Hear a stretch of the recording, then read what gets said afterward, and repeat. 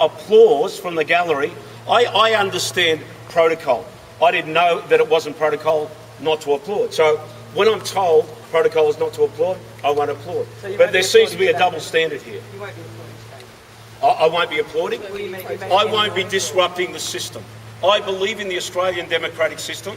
I believe in freedom of speech, but protocol in Parliament is important. But I think it's really important that we understand that this is about the 34,000 people Yes. who want to be heard.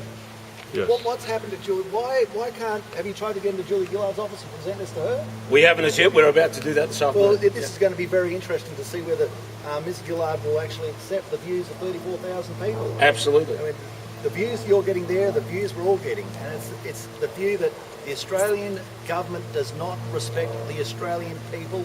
It is bringing in a carbon tax which will not affect the climate. Everything that is happening around you at the moment will stay basically on the same course that it was always going to be. I don't believe that either Wayne or Julia can change that. But you've got a tax that suggests they can. And this is what is making people wild with fury that this is the government we've got. How did your meeting with Stephen Jones go this morning? You presented, I think it was you. Yes, I presented 34,000 to Stephen Jones. He took me up to his office and basically says, I said, I believe in the science. I believe this is for our children's future. And I questioned him about our children's future as far as destroying the economy of Australia.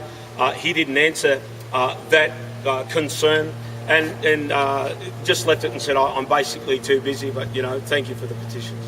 Senator Joyce, what's the coalition's strategy now in the Senate? And what can you possibly do? Well, what we saw this morning was disgusting. We saw the Greens, who before have been the paragon of virtue, that they will never guillotine, which is cut off the debate. But today they did. Today they guillotined the debate. And we had Bob Brown with that stupid smirk on his face as he disallowed the capacity of the Australian people to have their views ventilated by every party. The National Party never had a chance to speak. In fact, the Leader of the Opposition never had a chance to speak. The Independents didn't get a chance to speak. The DLP didn't get a chance to speak because Bob Brown's now running the show. Bob Brown says that you're no longer allowed to hear the contrarian view. Before he used to be the champion of the contrarian view. Now he is the arbitrary curtailment of any view that is not his.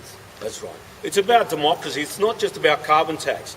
This whole issue and why people are so upset is it's about democracy and our democratic process. I was asked, will I cause disruption in the gallery? I respect our democratic process. And I think the Greens-Labor coalition need to respect it too and stop using it unfairly against the Australian people. We've got to go. Yeah. Okay, thank you very much.